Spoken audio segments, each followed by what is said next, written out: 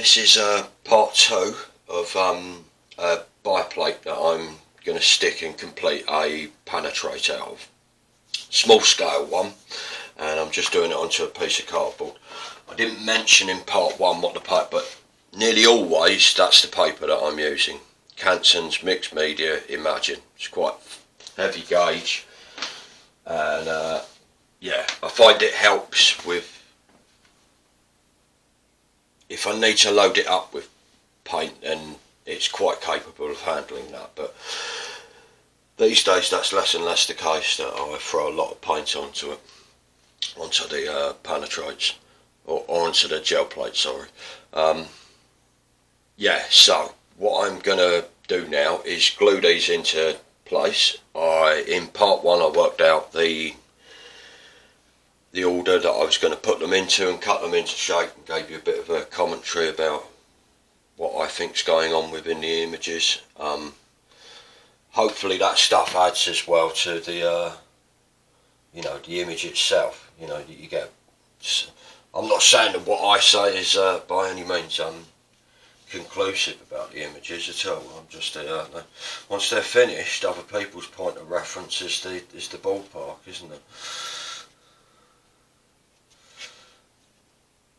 Okay, so I've marked a starting point.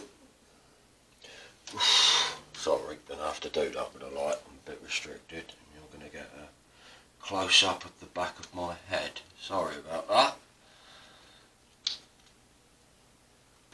It's important I establish this line as cleanly as possible. So each piece will butt up against the next piece, obviously. Right, so there's going to be a bit of that.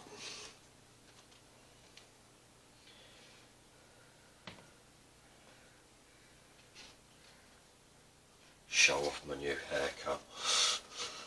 That's what this was all about, really.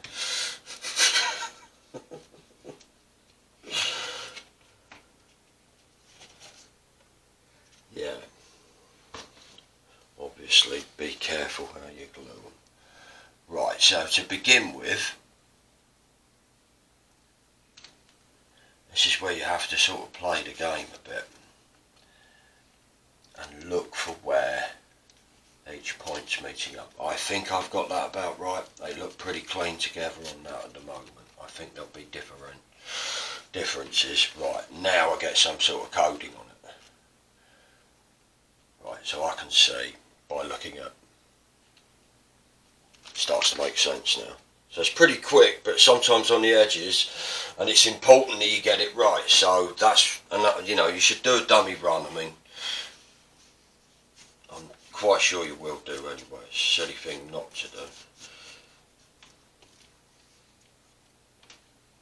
Turn that cardboard over, it's covered in glue. Right, so and you can already see what I mean about the continuity starting to come from the break between the image. Becomes the very bonding point of the image now. Right, let's give that a flip.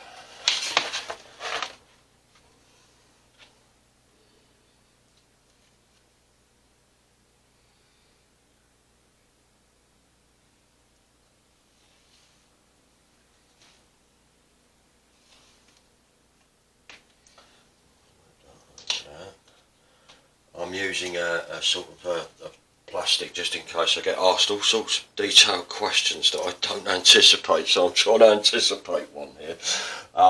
It's just like a piece for me. Those of you that do a bit of painting, you'll know from stretching canvases that you get corner pinners that sort of take up the tension once you've got the stretcher bars in place. And you sort of hammer them into the corners of the frame to maintain the tension across the canvas. That's a plastic one of them, and the reason I use it, I've got plenty of wooden ones, but a plastic one is easy to clean the glue off. so you don't have to throw it away at the end of it.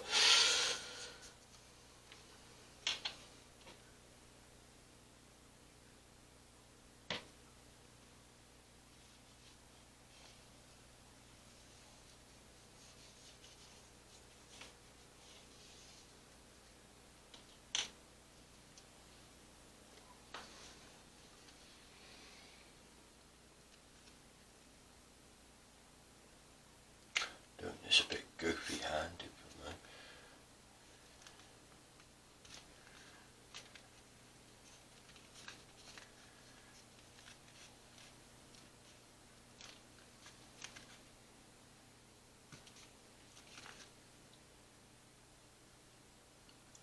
Actually come down a bit there.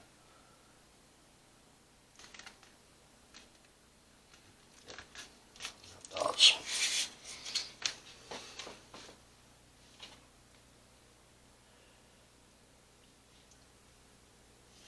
it's quite stark, the contrast between when you do, especially when they bow like they have in the, or one, at least one half of the pair is bowed quite a lot. I mean, it's not a big problem, but what it means is that you get quite a big difference when you actually start constructing the image and you see them right cleanly, like flush facing each other, sort of thing, to use a building term for it. They're so flat against each other, you completely read it with continuity across the image, and it makes quite a big difference. Ooh, look at that. Yeah, that's definitely the right one.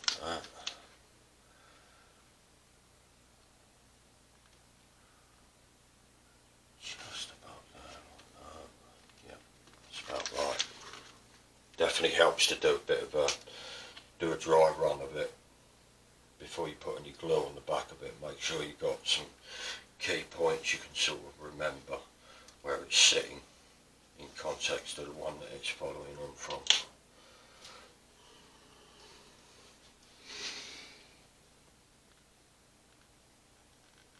Difficult 1 centimetre strips are.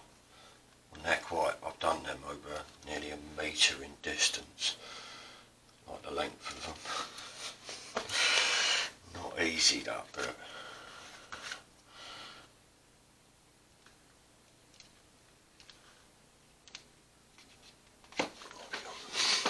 Try to get get your hands clean of the glue. You will get some excess. Obviously, this surface is actually quite good for cleaning it off of. It's like a plastic, don't know what you call it, plastic paper, sort of vinyl of some description.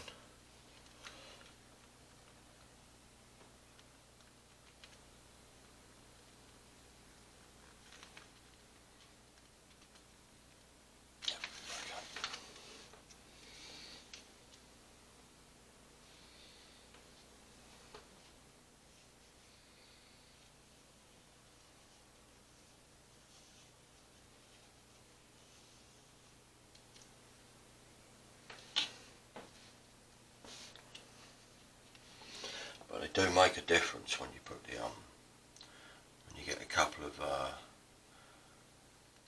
sort of continuous 1 centimetre. The detailed ones really show quite often show the effect, and it makes colours play in a way that you can't really anticipate what the image is going to do until you've done this to it. You can up to some degree, but it's hard to do. It's certainly been hard for me to do. Maybe you've got better imagination than mine.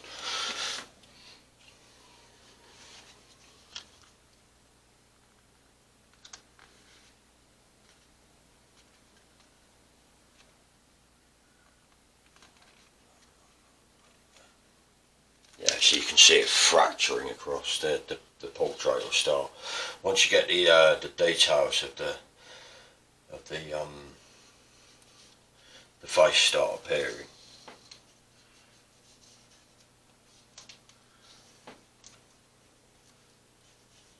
You still retain that element that I like about printing, the reveal element. painting, you sort of, it is so process oriented, it is for me. So you can see it evolving as you're doing it. It's plainly there in front of your face. But this, like I said, it's hard to anticipate what the image is actually going to do once you put it, cleanly constructed it all together.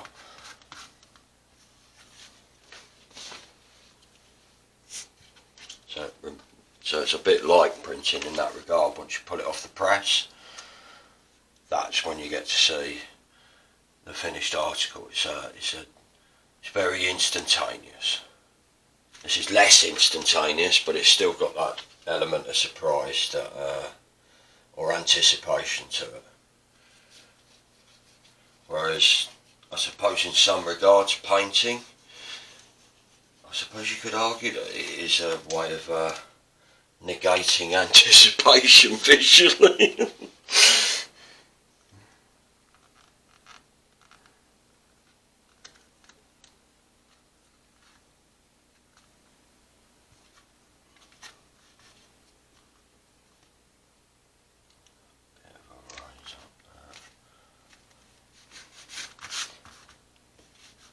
Quite often I've used this technique with watercolour paper, and it gives you watercolour paper that's got a bit more depth to it. So it means they butt up together quite. You know when it's hit the other piece of paper. You can feel it. It's like putting bricks together basically. Whereas this is a lot thinner. I'm having to be cautious about whether I'm gluing over the top of a already established piece. But there's enough thickness in it you can... I don't want to tempt fate, but thus far I think I can tell I haven't.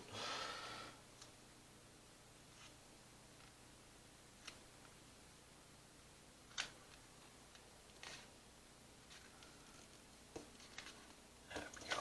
See what I mean?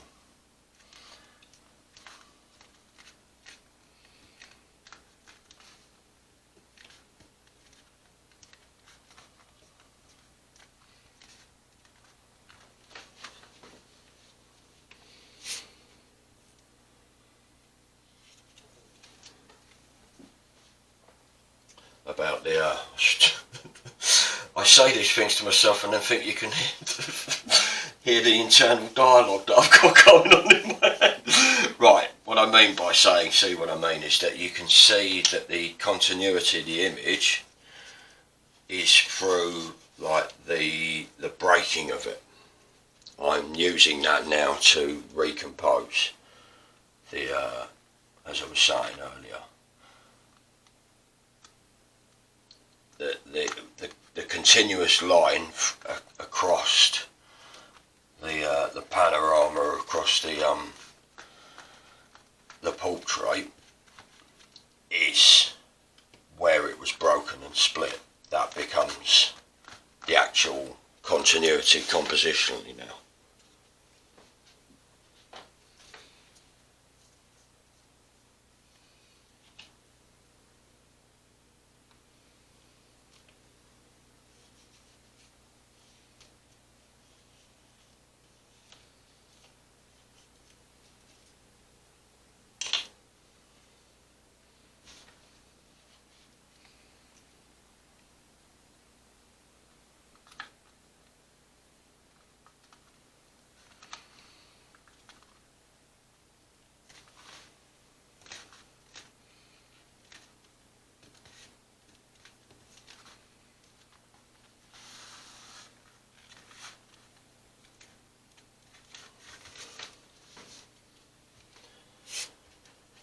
Nearly halfway. What are we looking like time wise? Can he do it in half an hour? I hope so. I didn't want this to stretch out over gluing's taking a bit longer than I thought it would, sorry about that.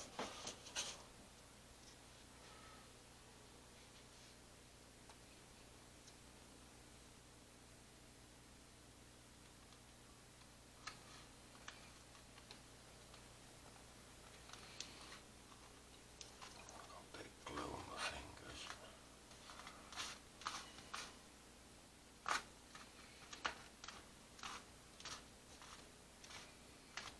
so I sort of, if I'm to describe it, feel it into the edge and then I work my way. That's why I prefer the thicker strips for doing this. If I could get away with doing it with thicker strips I would do, but you need the discontinuity of the thinner strips to, otherwise they all look the same thickness. There isn't any thick or thin.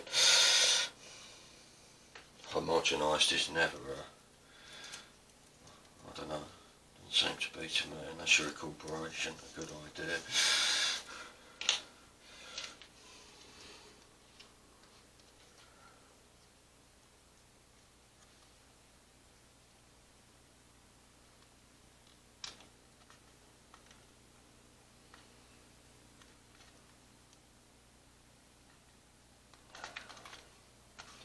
So yeah, I sort of push it up to the edge using almost like nipping it into the edge, and then I'll push it from this side as well a bit, clean away the debris.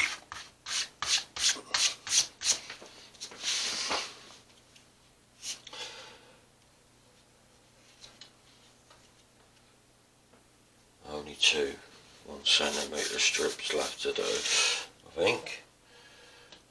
Maybe 3. Yeah, it might be 3. I'm not counting the flat ones, am I?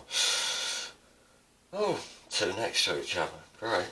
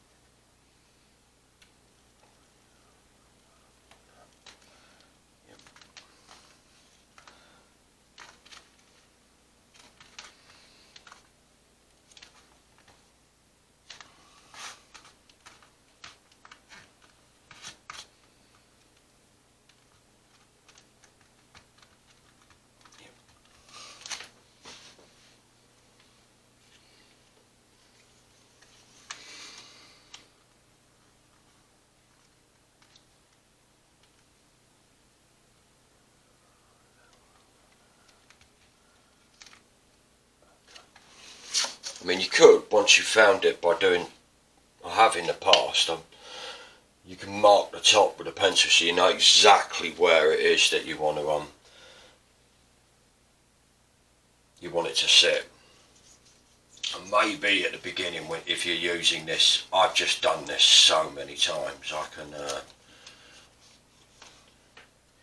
I don't know, it's a bit pre-programmed, a lot of it for me now.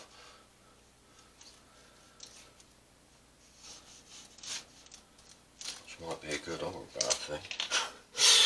Not sure what that means actually. Suffice to say, yeah, I try to look for a point. Sometimes I get it wrong and I forget which point that it is that I'm looking at, but I try to look for a point where there's definitive correlation, where I can see a number of things stretching through from its previous, shall we say, direct visual ancestor. So for this one it's that one, not the one that it's butting up against.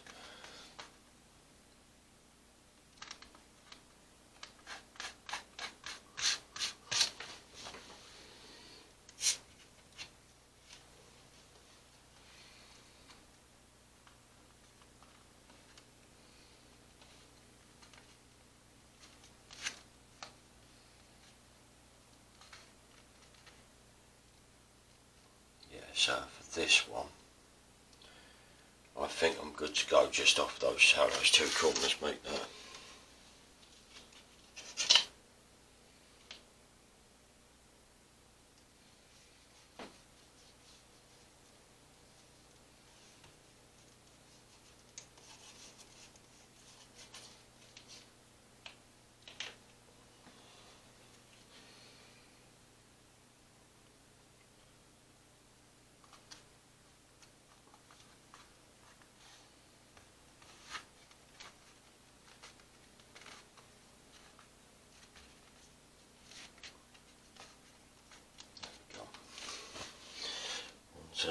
nice easy 1cm bits. Yeah, it was worth going with those diagonal lines across the how I used the binder layer. You can see that's quite evident now with the, I said I wanted to expand. If you watch part 1, I was quite interested in expanding the diagonals across, elongating them, just to see what it does.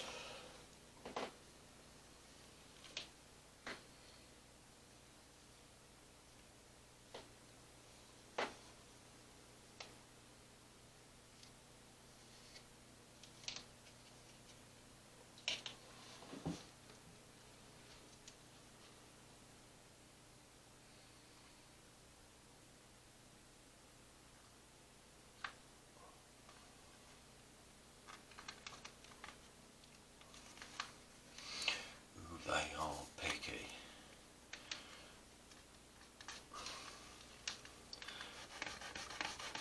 It's easy to get glue on your fingertips, and on the 1cm ones you can end up picking up little fractions of the paint. So be careful. But you need them. You've got to have the scale differences. That's really important. Just won't. Those details matter. Got to do it all again now. And there's a lot of paint on this piece. Right, so I'm going to make sure that that's nicely cleaned away.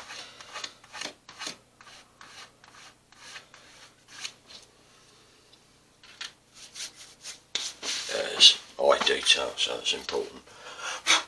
Bound to mess it up now. Okay.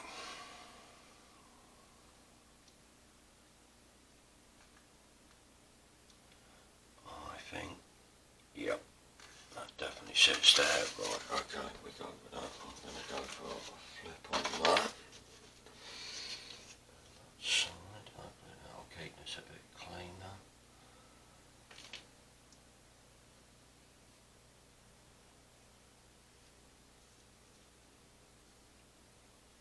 So yeah, if you use this technique, obviously I'm putting it up here, but I'm very interested to see what other people do with it. So please drop me a, send me over some photos once you get a piece done using it.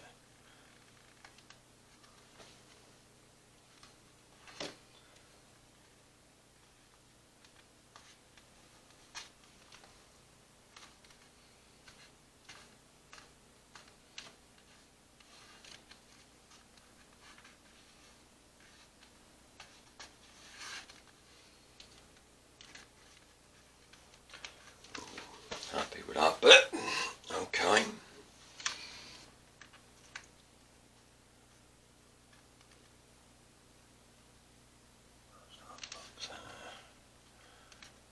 Yep. Oh, look at that. Again, I'm probably going to go off of that. We're getting there. I'll have a look at the time. I suspect I'm going to go past half an hour here.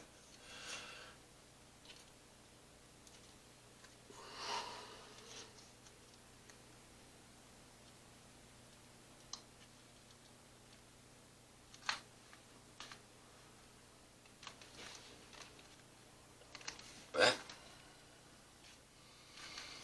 too much.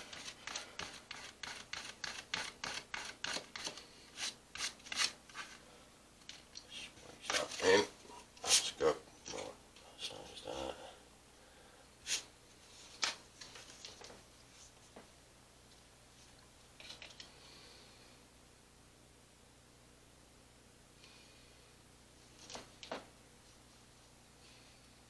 Lucked it out with the eyes quite a bit with this. There's a lot of detail in the bigger pieces. Sometimes it helps to have, I mean, I quite like the fact that this has got a centimetre strip next to it.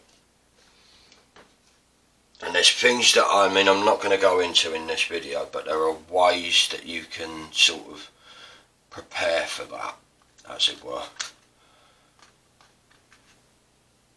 That if I'd have put on this, it would have all just been, it would have been confusing. So I haven't.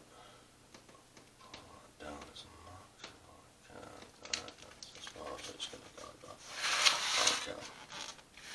Let's have a look at the time. I don't think I'm just going to go past half an hour. That's what I think. There's about 4 minutes left on my half-hour cut-off. But hopefully it's, you know, it's been worth it, because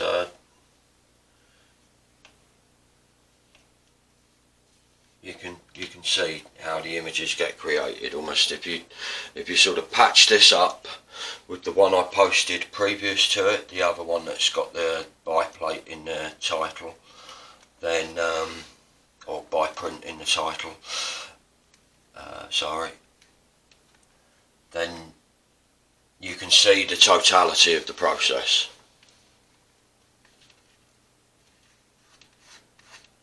And then anyone who's interested, I've got adaptions that I've run quite a few times, but I am very interested to see what other people do with it.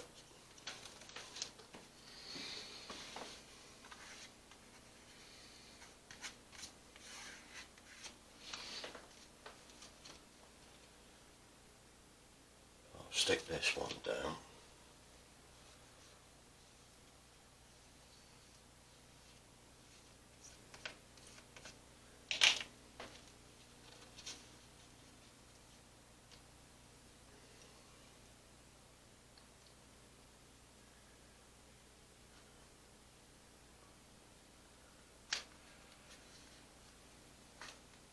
That's a good one. I like that a lot.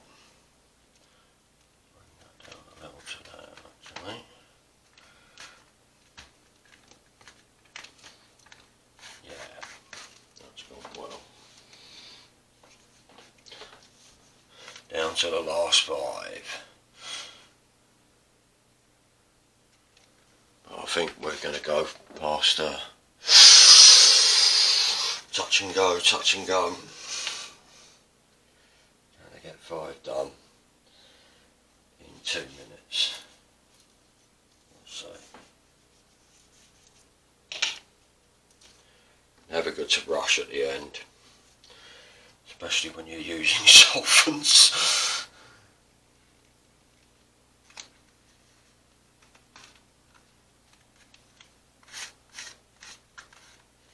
Okay, well, I'll do the if you can get, if it's been helpful, yeah, or you use it, please do send it me over on the social media sites, or send me a link to it in the comments if it's on YouTube. Give us a like and subscribe if you haven't already. That'd be great. If you, yeah, any questions, fire them over. And hopefully I'll see you back again when I come up with something else to make a video about, which won't be long. I've got a few things I think up my sleeve that I can certainly I can go down a channel with the Panotrait, so I've done quite a bit of investigating into that. But thanks a lot for viewing so far. I think you can pretty much see how it's going, can't you? There'll be photos to follow on social media. If the stills photos interest you, then it's definitely worth going and giving me a follow on Instagram or Facebook, and I'm the same on that. You can find it from a channel page on YouTube if you're watching me on YouTube. And yeah, it's Josh Boat Artwork. Artwork's one word. And if the stills interest you, give us a shout on there, because I'm quite good at keeping up on